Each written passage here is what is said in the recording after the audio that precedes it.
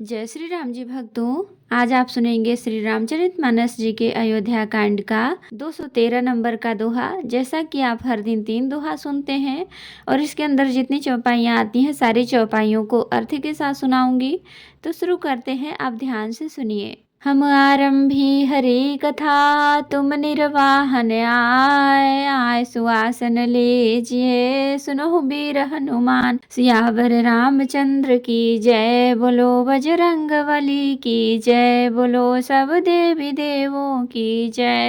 राम बिरह व्याकुल भरतु, सानुज सहित समाज। पहुनाई करि रहु श्रम, कहा मुदित मुनिराज। सिया राम। मुनिराज ने प्रसन्न होकर कहा, छोटे भाई शत्रुघ्न और समाज सहित भरत जी श्री रामचंद्र जी के विरह में व्याकुल हैं।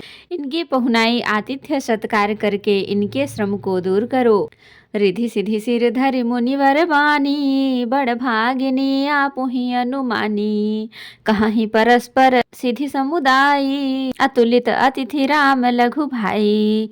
रिद्धि सिद्धि ने मुनिराज की आज्ञा को सिर चढ़ाकर अपने को बड़ भागिनी समझकर सब सिद्धियां आपस में कहने लगी। श्री रामचंद्र जी के छोटे भाई भरत ऐसे अतिथि हैं जिनकी तुलना में कोई नहीं आ सकता। मुनि पद बंदी करिए सोई आजू, होय सुखी सब राज समाजू। अस कहि रचउ रुचिर ग्रह नाना, जहि बिलो की बिल खाहि बिमाना। अतः मुनि के चरणों की वंदना करके आज वही करना चाहिए जिससे सारा राज्य समाज सुखी हो। ऐसा कहकर उन्होंने बहुत से सुंदर घर बनाए जिन्हें देखकर विमान भी विलखते हैं, लजा जाते हैं। भोग विभूति भूरि भरि राखे, देखत जिन्हहि अमर अभिलाखे। दासी दास साजु सब लीन्हे, जुगवत रहहि मनहि मनु दीन्हे। उन घरों में बहुत से भोग, इंद्रिय के विषय और ऐश्वर्य ठाट बाट का सामान भर कर रख दिया, जिन्हें देखकर देवता भी ललचा गए। दासी दास सब प्रकार की सामग्री लिए हुए मन लगाकर उनके मनों को देखते रहते हैं, अर्थात उनके मन की रुचि के अनुसार करते रहते हैं। सब समाज सज सिद्धि पल माही, जे सुख सुरपुर सपने हुनाही।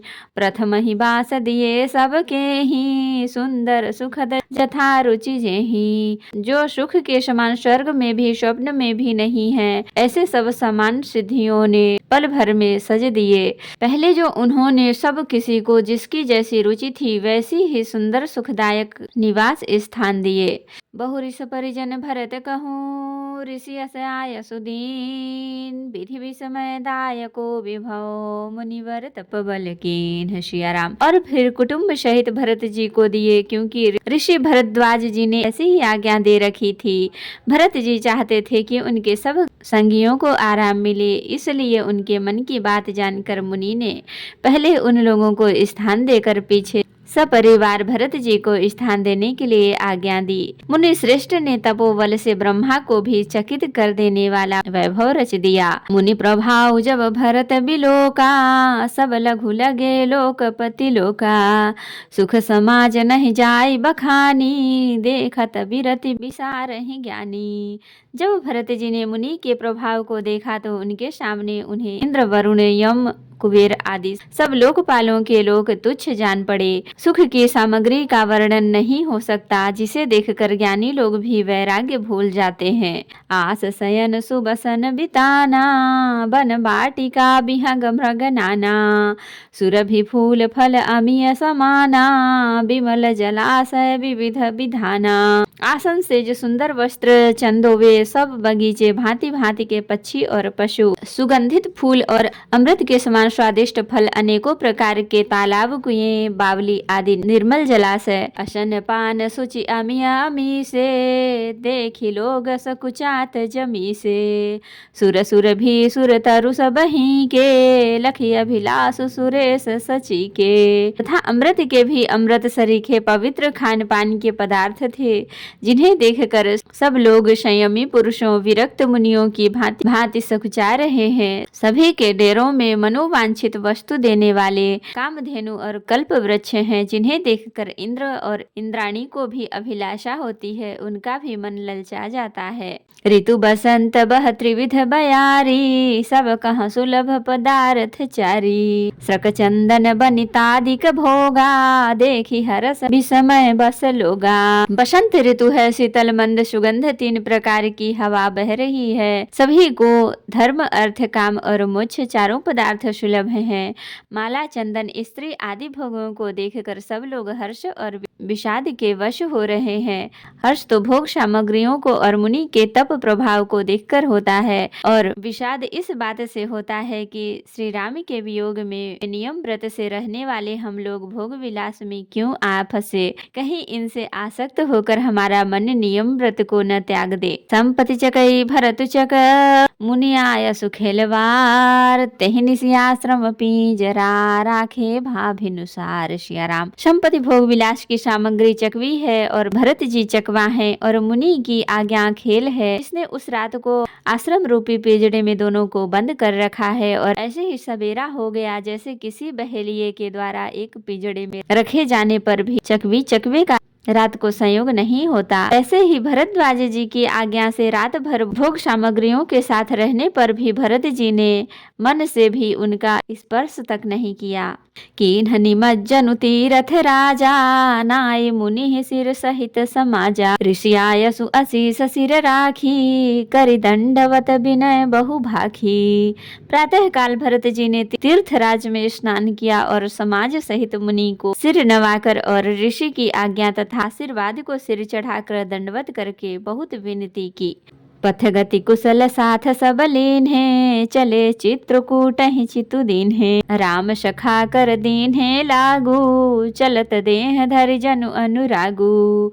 तदंतर रास्ते की पहचान रखने वाले लोगों, कुशल पथ प्रदर्शकों के साथ सब लोगों को लिए हुए भरत जी चित्रकूट में चित्त लगाए चले। भरत जी राम सखा गुह के हाथ में हाथ दिए हुए ऐसे जा रहे हैं मानो साक्षात प्रेम ही शरीर धारण किए हुए हो। नहीं पद त्राण शेष नहीं छाया, प्रेम नेम व्रत धर्म अमाया। लखन राम सिय पंथ कहानी, पूछत सखहि कहत मृदुबानी। न तो उनके पैरों में जूते हैं और न सिर पर छाया है। उनका प्रेम नियम व्रत और धर्म निष्कपट सच्चा है। वे सखा निषाद राज से लक्ष्मण जी, श्री रामचंद्र जी और सीता जी के रास्ते की बातें पूछते हैं, और वह कोमल वाणी से कहता है। राम बास थल बिटप बिलोके, उर अनुराग रहत नहीं रोके। देखी दशासुर बरसहि फूला, भय मृदु महिमगु मंगल मूला। श्री रामचंद्र जी के ठहरने की जगहों और वृक्षों को देखकर उनके हृदय में प्रेम रोके नहीं रुकता। भरत जी की यह दशा देखकर देवता फूल बरसाने लगे। पृथ्वी कोमल हो गई और मार्ग मंगल का मूल बन गया। दिए जाहि छाया जलद, सुखद बहई बरबात। तसमग भयो न राम कहाँ, जस भा भरत ही जात। सिया राम। बादल छाया किए जा रहे हैं, सुख देने वाली सुंदर हवा बह रही है। भरत जी के जाते समय मार्ग जैसा सुखदायक हुआ, वैसा श्री रामचंद्र जी को भी नहीं हुआ था। तो भक्तों, आज के लिए इतना ही। कथा विसर्जन होते है विदा हो हनुमान, राम लखन सीता सहित सदा करहु कल्याण। कहूँ दंडवत प्रभु सन, तुम ही कहूँ कर जोर। बार बार रघुनाथ कहीं, सुरत करायहु मोर। नाथ एक वर मांगेहु, सोई कृपा कर देहु। जन्म जन्म प्रभु पद कमल, कबहु घटे जनि नेहु। सियावर रामचंद्र की जय, बोलो बजरंगबली की जय, बोलो सब देवी देवों की जय। तो भक्तों, अगर वीडियो पसंद आई हो तो लाइक करें, शेयर करें, कमेंट करें और सब्सक्राइब भी कर लें, ताकि मेरी हर वीडियो आपको आसानी से मिल सके। जय श्री राम जी भक्तों, आपका दिन शुभ हो।